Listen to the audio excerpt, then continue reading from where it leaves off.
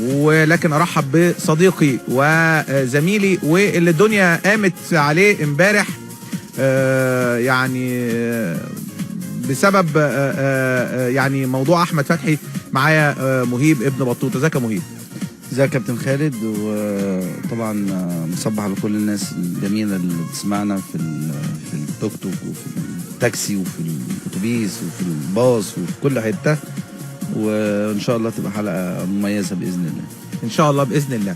يمكن ناس كتير قوي اتكلموا على موضوع مهيب امبارح وردوا على المهندس عادل القيعي، وكمان للاسف بعض الجماهير او احد الجماهير يعني حط رقم موبايل مهيب على الصفحات، وده خلى ناس كتير قوي تتكلموا. وطبعا ده يعني شيء للاسف حاجه منتهى العيب يعني، واساسا يجرم قانونا من يضع رقم تليفون حد على الانترنت، وكل ده بسبب ان مهيب رد على المهندس عادل القيعي اللي من وجهة نظري انا شخصيا قال كلام لم يحدث في حق مهيب. مهيب بيحترم المهندس عادل القيعي، واكيد انا وكلنا بنحترم هذا الرجل. رجل له قامة وكبير في السن، اكبر مننا كلنا، بنحترمه كل حاجة، لكن ما ينفعش انا اقول كلام على الهواء مباشرة واخاطب ملايين من الاهلاوية واوجههم ضد مهيب، ومهيب ما عملش حاجة. ما هو النهاردة معلش اسمحوا لي يعني ان انا دايما بحب، انا راجل اعلامي بقالي اكتر من 12 سنة بشتغل في الاعلام، بشتغل بما يرضي الله، بحاول اجيب الحقيقة من بق الشخص نفسه ومش بقول كلام مرسل. عشان كده بعد ما حصل موضوع احمد فتحي ولقائه مع مهيب الدنيا قامت وما عادتش، وابتدى الناس تتهم مهيب بشيء لم يحدث، وده حصل داخل قناة النادي الاهلي في برنامج ملك وكتابة.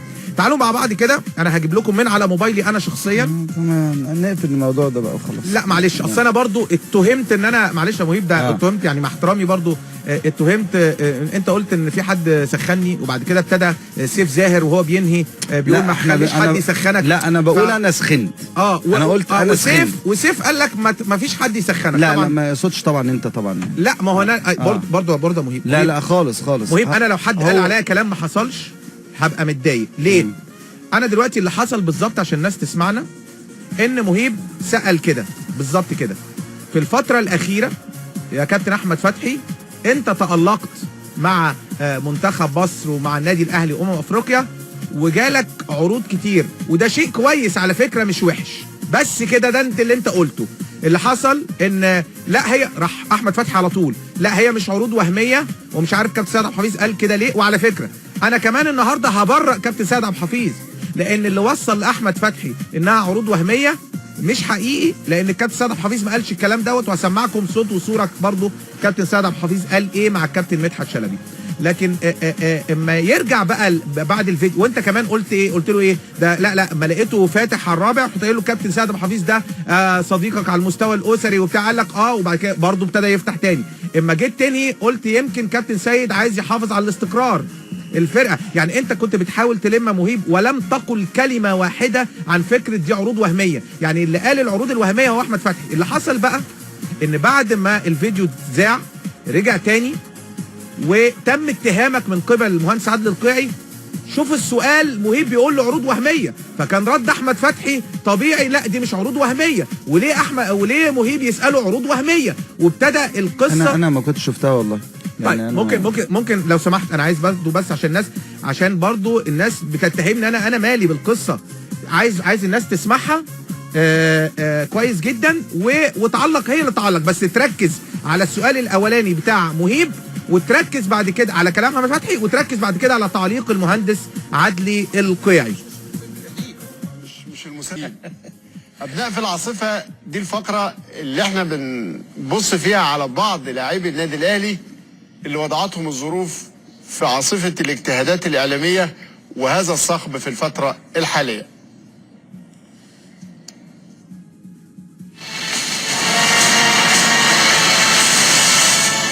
تألق أحمد فتحي ما شاء الله في كاس الامم وفي الفتره الاخيره خلى ناس كتير تتكلم على عقود احتراف، وان احمد فتحي عنده احتراف، وان هو احمد فتحي يمشي من النادي الاهلي، وان احمد فتحي، ودي حاجه مش وحشه، حاجه كويسه.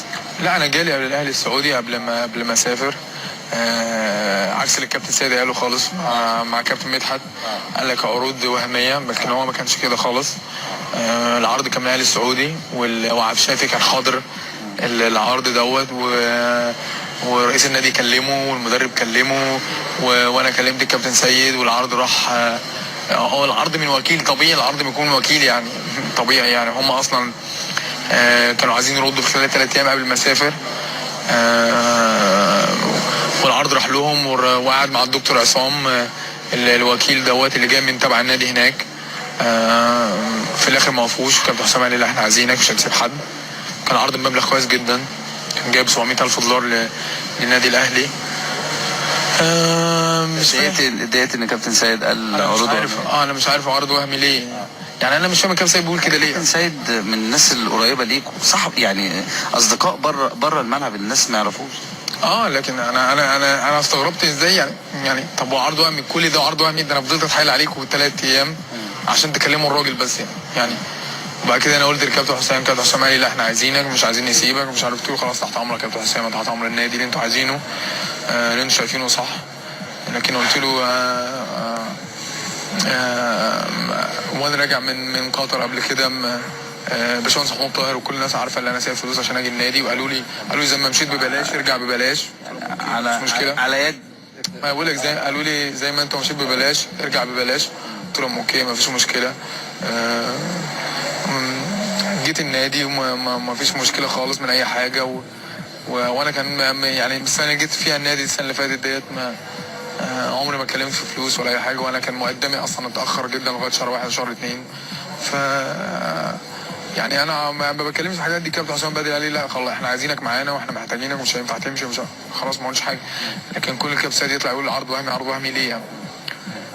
ليه كل ده وهمي يعني؟ ممكن كابتن احمد معلش اسمح لي بيحافظ على استقرار الفريق، ممكن يكون ضايقك. استقرار الفريق لا خلي بالك، ما استقرار الفريق انا ما طلعتش اتكلمت في اي حته.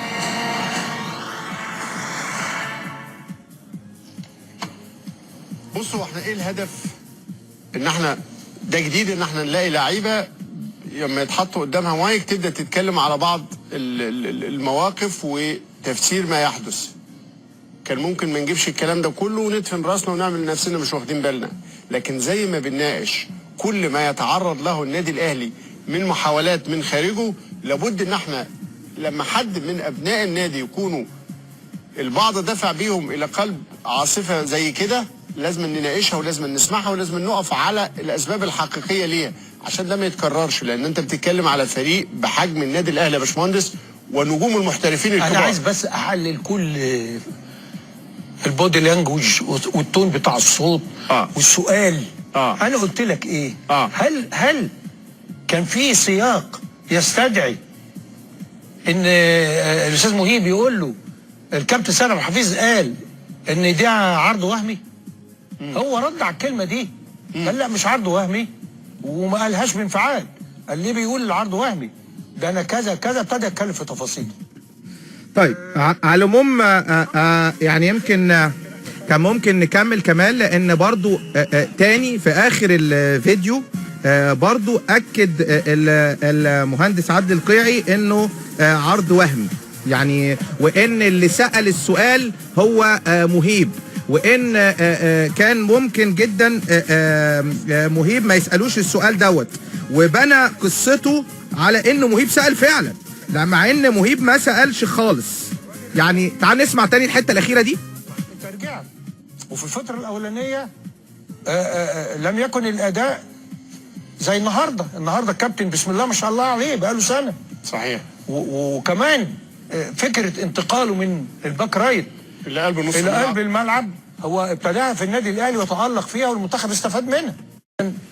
لابد أن يكون كل هذه الأمور وهي في ذهن اللاعب وهو بيتكلم، خصوصا لما يبقى بخبرة الكابتن أحمد فتحي، التقديرات دي كلها. ويشوف السؤال ده اشمعنى السؤال ده بالطريقة دي. يعني أنا كنت بخبرة الكابتن فتحي السيناريو، يعني يقول له هو قال إن جالي عرض وهمي شوفوا المذيع هيعمل ايه، هيصر على كده ولا لا. وهنا في الحالات دي تبقى مسؤوليه لان ممكن برضو كابتن مهيب يبقى بحسن نيه، ها التعبير كده، يعني يعتبر ان عرض رسمي هي زي عرض وهمي. عرض وهمي ولا عمرو وهمي؟ طيب ادي يا جماعه اللي حصل بالظبط. وده انتوا سمعتوا مهيب في اول السؤال قال له انت تألقت بصوره كبيره في بطوله افريقيا، وده اللي خلى لك يجي لك عروض كتيره سواء داخليه او خارجيه، وده حاجه كويسه.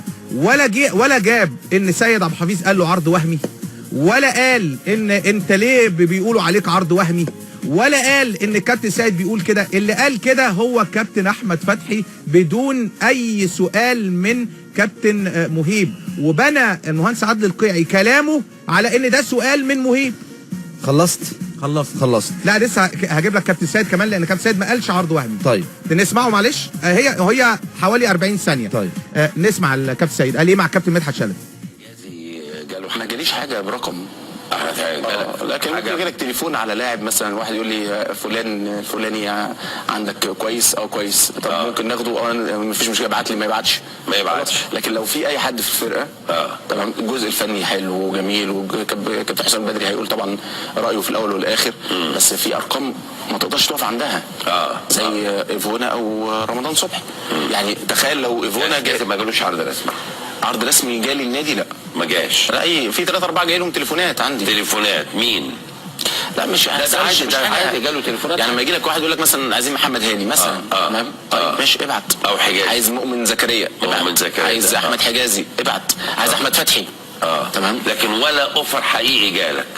لا في يناير جالي، في يناير اللي فات. في مين؟ في احمد فتحي جاله خليج ولا جاله حاجه من السعوديه.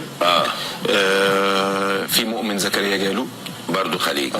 يلا طيب اذا احنا بنبرأ دلوقتي كابتن سيد عبد الحفيظ على الهواء مباشره، وبنقول ان هو ما قالش كده مع كابتن مدحت، وان الناس اللي كلموا كابتن احمد فتحي وقالوا له ان الكابتن سيد قال هذا الكلام كلام غير صحيح، لان الكابتن سيد عبد الحفيظ لما الكابتن مدحت ساله اخيرا يعني مفيش عرض رسمي، قال لا جالنا لاحمد فتحي، وكان في يناير، وجالنا من السعوديه، وقال مؤمن زكريا، وقال ميدو جابر. يعني كابتن سيد عبد الحفيظ ما قالش عروض وهميه، وقال بالبونت العريض كده كابتن احمد فتحي جاله في يناير عرض رسمي من السعوديه. اتفضل يا مهيب. انا هاخد 60 ثانيه اتفضل عشان اقفل الموضوع. بص يا كابتن خالد،